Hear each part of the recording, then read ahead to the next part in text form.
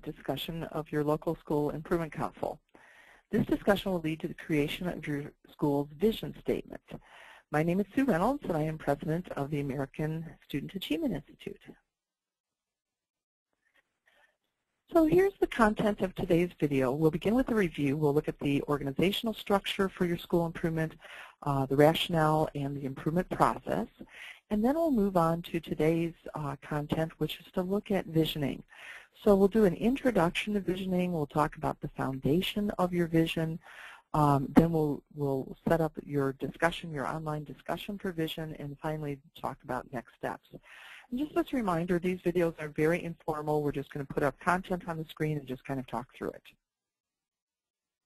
Okay, so let's begin with the review. And we'll look at the organizational structure. So as a reminder, the organizational structure for your school improvement has 3 parts. The first part is a steering team, and your steering team consists of 6 members who are the process managers, or the worker bees behind the scenes. So their tasks are to collect data, to hold discussions, and then to create drafts of different documents that will make up your school improvement plan that as a council you will reach consensus on. Second part of this discussion is your student body. The student body is made up of all of the students in your school, and their tasks are to also look at school improvement and have discussions, and then to provide you with input. So this month, before you have your discussion about your vision statement, you'll be able to look at 2 different discussions that the student body has already had. One of those discussions is we asked the students to describe the ideal teacher, and then the other discussion was to describe the ideal student. So you'll be able to read about the student's ideals before you begin to create the vision for your school. And then the third part of the organizational structure is you, the School Improvement Council. So you are the decision makers. The members of the council are school and community stakeholders who are interested in school improvement. And your task is to discuss school improvement each month, and then to reach consensus on different parts of the school improvement plan. The first one being the vision statement that we're working on today. Okay, let's also review the rationale for why we're doing this work. First of all, last month we looked at economic development, and we asked if you were the CEO, where would you send your jobs? And for most communities, what we hear is that you would probably try to keep the high-skilled jobs in your community, meaning then that you need to create a high-skilled workforce to be able to fill those jobs. We also talked then about what it takes to be high-skill, career-ready. We talked about rigorous applied knowledge, effective relationships, being able to maintain effective relationships, and having workplace skills. We talked too about how secondary completion impacts one's standard of living in terms of income, but also in job security and the unemployment rate. And we talked about social justice. We talked about how students who are born into lower income families or families of color tend to have a lower enrollment in post-secondary attendance, and how that for many people is the rationale for getting involved in raising student achievement for all kids. We talked also about how this initiative works, and that this is a rationale for getting involved with SI2 specifically, that SI2 schools increase the percentage of passing I-STEP and ECA tests at a 42% higher rate than schools that do not participate in SI2. So this is a proven initiative that works. So if we're interested in school improvement and we're looking for a process that will help you to do that, SI2 is maybe a good thing to get involved in. Okay, so now let's look at the improvement process. We've begun the process, And we have done the first step, which is to get ready. So you've convened a steering team. Your steering team has delegated tasks. You've convened a school improvement council, and your school improvement team has collected student data. So you're all ready now to begin the process. And you actually began last month. You had, or this month in November. I'm sorry, last month in November.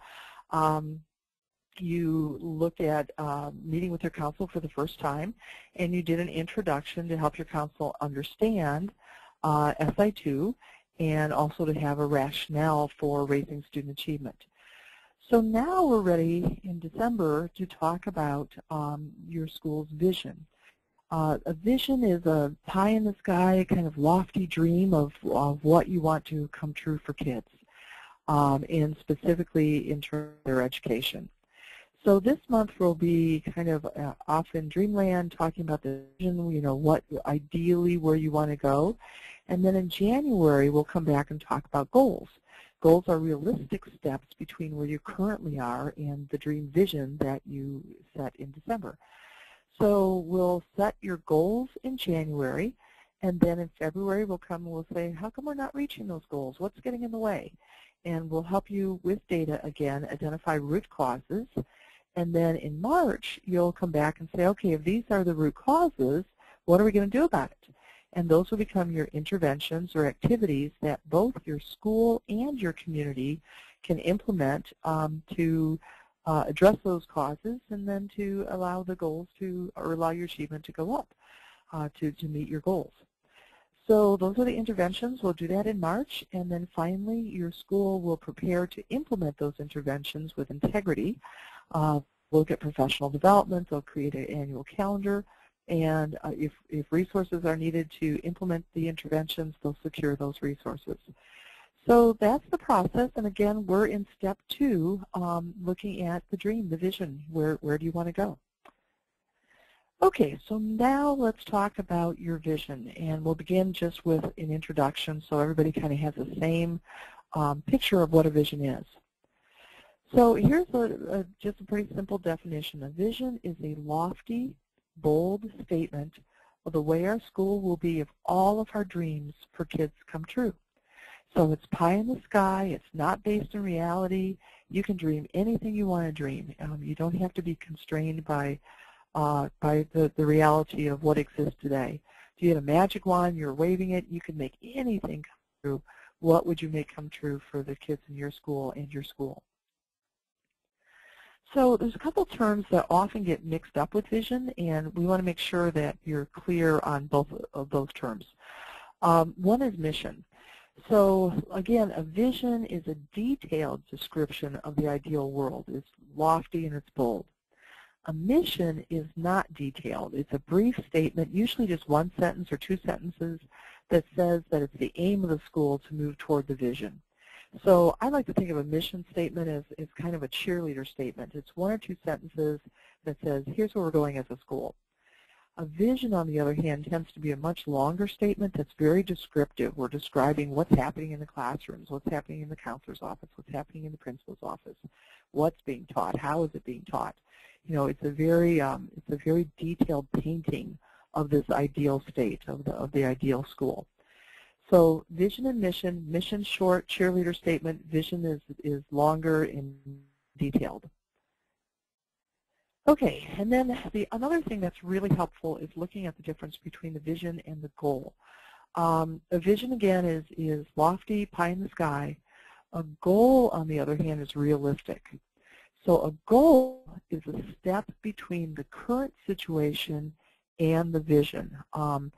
So if your dream is that all kids do this, incredibly wonderful thing, and right now only a certain percentage of kids can do that, then your goal would be to move somewhere between where you currently are in this ideal state. It's a realistic step, and it's reachable within a certain time frame.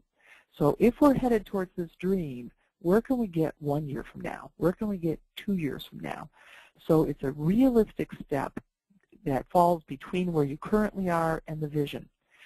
So I think a nice thing to remember about those two terms to help you use them in your discussions is that a vision is pie in the sky. It's not based in reality. It's a dream state.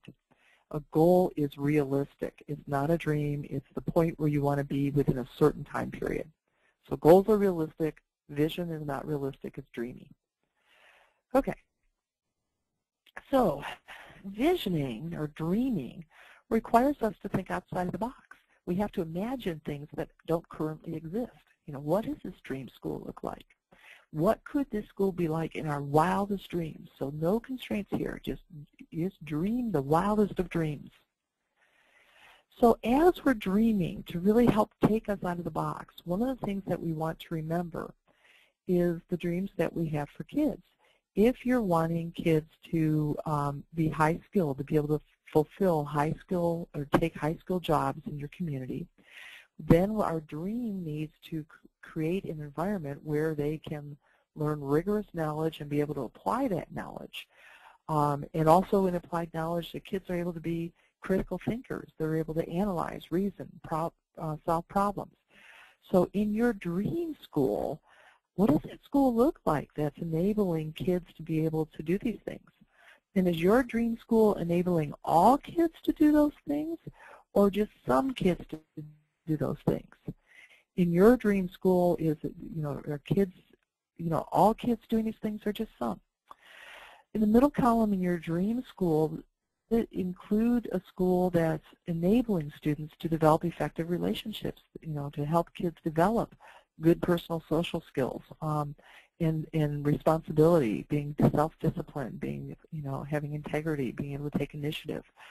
So in your dream school, as you dream it and picture it, are you picturing a school that's helping kids develop effective relationships? And then finally, in your dream school, when you close your eyes and picture that dream school, what can you picture that would enable kids to develop these workplace skills, being able to manage resources, use information, communicate, use technology, be a systems thinker? So in your dream school, as you're picturing the school, what does the school look like if it's enabling kids to have these high skills so that they can work in high skill jobs in your community? So something to think about as you're dreaming. What does that school look like in enabling kids to do these things? Okay, and then also, if you're interested in social justice, what does your school look like? If you want all kids to be able to enter post-secondary education, and not just kids who are more affluent or kids that happen to be white, what does your school look like so that it's enabling all kids to be able to enter post-secondary? What does that school look like? So as you're dreaming, we want you to realize that there's some very practical reasons for dreaming. Dreaming enables you to raise your expectations. Somebody had to dream that they could climb Mount Everest, or that never would have happened. Somebody had to dream that we could go to the moon, or we could land on a comet. Somebody had to be able to dream those things. So dreaming raises expectations. It also will give your council a common purpose. Especially in councils, most of our councils tend to be very large because it includes all the stakeholders in the community. So this is what's going to give everybody a common direction or a common purpose on your council. Dreaming creates energy for change. One thing I really like about visioning is that it's going to focus on the students rather than the adults. And I think in schools that's really a healthy thing to do, to focus on students and the ideal picture for them. The other thing that visioning does is it focuses on the future rather than the past. And what I love about that is that when you're focused on the future, you can't be blaming people for things that have happened in the past. So really, we don't care what's happened in the past. What we care about is this dream and the part that everybody's going to play to get to that dream. So what are the teachers going to do to get us to that dream? What are the parents going to do? What is the business community going to do? So we've got this common dream in your community that everybody's fired up about, and then everybody's playing a part to get us to that dream. We don't care about the past, we only care about the future. And then finally, the vision, as we go through this process, the vision is going to be the foundation for your decision making. So when you're making decisions down the road, the question is going to be, is this going to take us closer to our vision? If so, then let's spend our time and energy and resources on that. But if it's not going to take us towards the vision, if it doesn't hold high promise for moving us along towards our dream, our vision, then why are we expending our resources, our time, and our energy on whatever that is? So that, that would help us to understand what not to do as well as what to do. So very practical reasons for this dreaming step to the process. So wanted to share this quote with you. I love this quote from Joel Barker.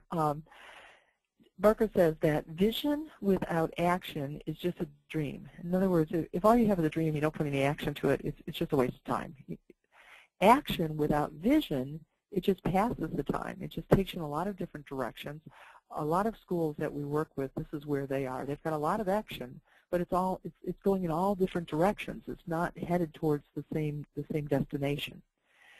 But when you have vision with action, so you've got the dream and then you've got the actions that are taking you towards that dream, that's what changes the world.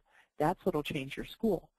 So if you've got everybody looking in the same direction, and then parents are on the same page, the teachers are on the same page, the community is on the same page, and they're putting action to that, that's what's going to raise student achievement in your school. So love this quote, love the idea of the dream, and coupled with the action. So in terms of thinking out of the box, as you begin your personal vision for what you think your ideal school in your community would be like, we'd like you to consider others' ideals. So if you are an educator, we'd like you to think about, what does your State Teachers Association tell you in terms of what their ideals are, what they think the ideal school would be like? If you're a principal or a school administrator, what does the Principals Association say the ideal school would be like? What does the School Counselors Association say the ideal school and the ideal school counseling program would be like? And then what does the Central Association say? So if you're a math teacher, you've got your Teachers Association, science teachers. Think about the associations that you're involved with as educators, and what do they say are the dreams? If you're a community member, you might look to groups like the National Governors Association, your State Chamber of Commerce, if you're a business, the State Manufacturers Association, if you're an industry, and look at, they all have statements about education. You might want to be looking at, what do they say is important in our dreams for education and where education is going. And then finally, we'd like you to look at a document that we've created called the Elements of High Achieving Schools. In doing this work for almost 20 years, we've been able to look at schools that are high achieving and note things that they have in common. And we've created this document called Elements of High Achieving School that explains what high achieving schools have in common. We also did a literature review to make sure that we were not only basing this document on our observations, but also on the observations of others. It's a fairly quick read. Most of it's in bullets. So one of the things we'd like you to do, if you haven't read that document yet, we'd like you to pause this video right now, go read the document, and then restart this video. So again, if you haven't read Elements of High Achieving Schools, please pause this video now, go back and read that, and then restart the video.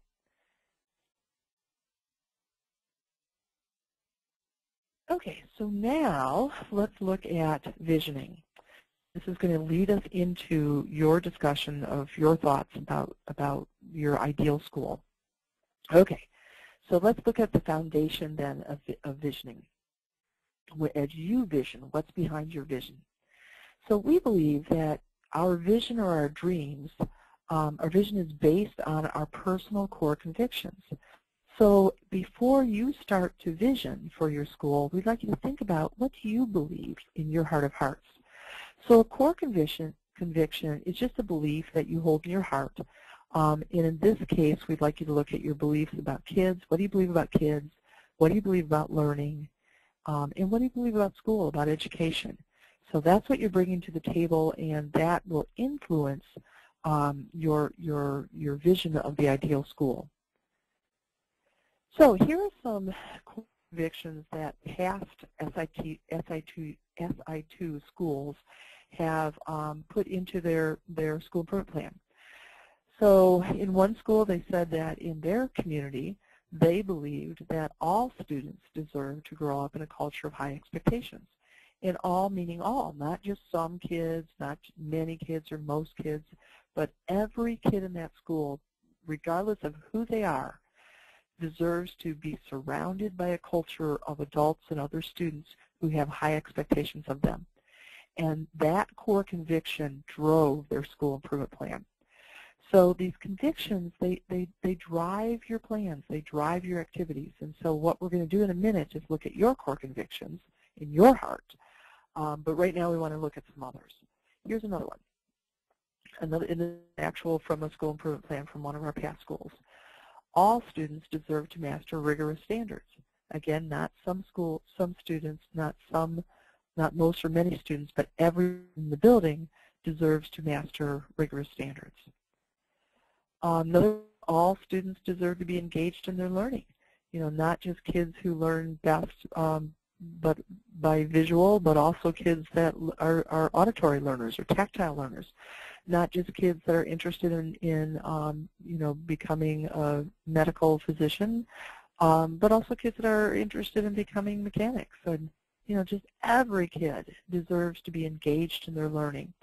So a school that this is a core conviction would go after kids and would make sure that everybody, regardless of who they are, was engaged in their learning. So the core convictions drive what happens in the school. Here's another one. One school believed that all students deserved an adult to guide them. Ideally, that would be parents, but it can be others as well in addition to parents. It might be a teacher advisor or a community mentor or a business mentor. So in this school, this guided their work. They had a belief that every kid deserved adults to guide them, and so they worked that into their school improvement plan. So what we'd like to do before you start to think about what's in your heart is to see if you can tell what's in a person's heart by watching their actions. So we'd like to show you a 15-minute video. It's a 60-minute segment on Frederick Douglass Academy. Frederick Douglass is a public school in Harlem. And as you're watching the video, we just want you to see, can you figure out what these people believe in their hearts of hearts just by observing what they're doing in the schools? You're going to see the teachers in the classrooms. You'll see the principal in the hallway. And can you tell what they believe about kids? What do they believe about learning? Just by watching what they're doing.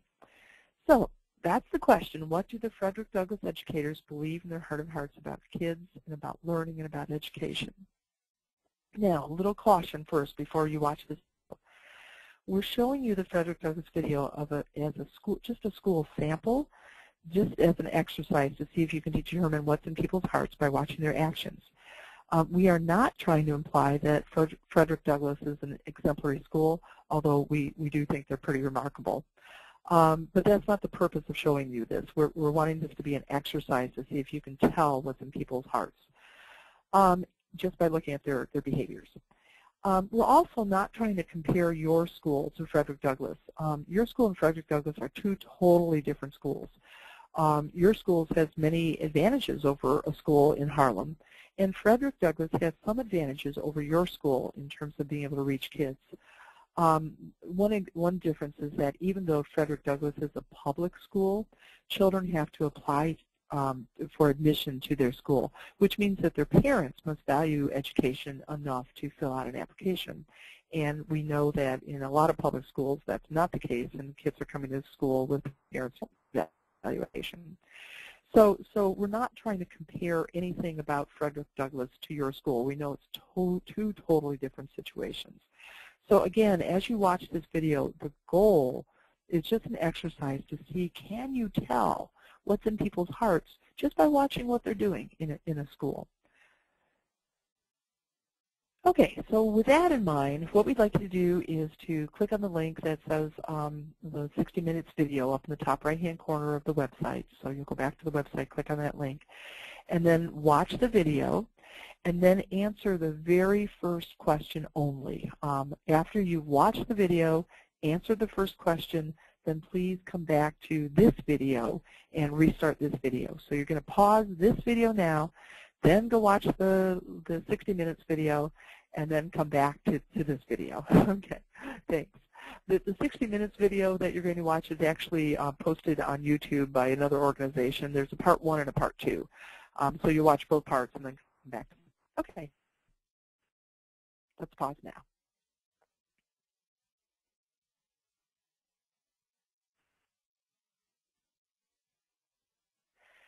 Okay, so now we'd like to begin the discussion of your vision in your school. And basically, there's 4 questions. Each of these discussions will lead to a different section in your vision statement. So the first question is, in your part, what do all students in your school deserve? So in your heart of hearts, when you're thinking about what you believe, what do kids in your school deserve? Do they deserve rigorous standards? Do they deserve to be engaged? Do they deserve to be respected? Do they deserve to high quality teachers? You know, what do they deserve in your school? So also be very careful on all these questions that you're reading the prompt. That will help down the road. So in this case, we like the prompt is all students deserve, and then you'll just fill that in. All students deserve what? Okay, so then the next question is, once you have defined your own personal core convictions and you put them into the discussion and read what others have said and agreed with people and added additional comments, once you've got the core convictions thought through in your mind and entered into the discussion, then we want to know, based on those convictions, in your ideal school, what are the adults doing, and then what are the students doing? So in those 2 questions, this is where we'd like some detail. So how I like to do it is this way. I like to just close my eyes and imagine that I'm walking into the school, and I'm walking in the hallway, and I'm just describing what's happening. Are teachers greeting the students? Are the students sound upbeat? Are they cheerful? You know, what's happening in that hallway? Then I may wander into the principal's office and describe the ideal principal's office. What's going on there? What does it look like? You know, what's the principal doing? You know, what's this ideal principal's office like? Then maybe go down to the counseling center, the counselor's office, and kind of, you know, describe ideally what's going on in there. What are the kids doing? What are the counselors doing? And then go into some classrooms. So maybe go into a math classroom, science, language arts, world languages, PE. You know, you're wandering in the different classrooms, and you're describing, you know, what are the ideal teachers like? And then what are the ideal students like in these different situations? So the first question as you're wandering around is, what are the adults doing? And then the second question is, what are the students doing? So this is, remember, a vision, it's pie in the sky. Nothing's based on reality. You can dream and picture anything you want to. Remember that, you know, based on your core convictions about that maybe are related to enabling kids to develop high skills so that they can accept high-skill jobs and be successful in those jobs in the global economy. You know, what's happening in the building? If you're interested in social justice, what's happening in the building? So based on your core convictions in this ideal school, what's happening? And then the final question is, what percentage of students in your ideal school are passing both the state math and English language arts test? So again, we're looking for the ideal data. And then we're looking for a number. So you can just type in 100% or, you know, whatever, 20% or 1% or, you know, whatever percent makes sense to you in your ideal school, what percentage of students are passing both the state math and English language arts tests. So you can enter some explanation behind your percent if you'd like to do that as well.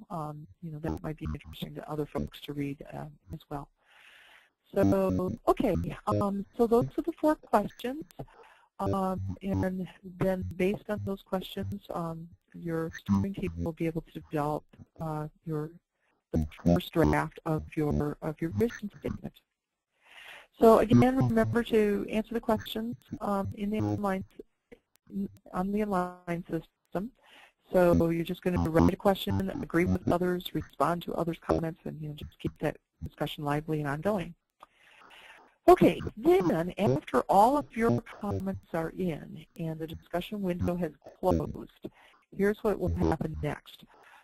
There is a person on the steering team called the Council Consensus Point Person. And it's their job to write a draft vision statement. My guess is they'll want to pull in other steering team members to kind of look at it before they send it out to the whole council.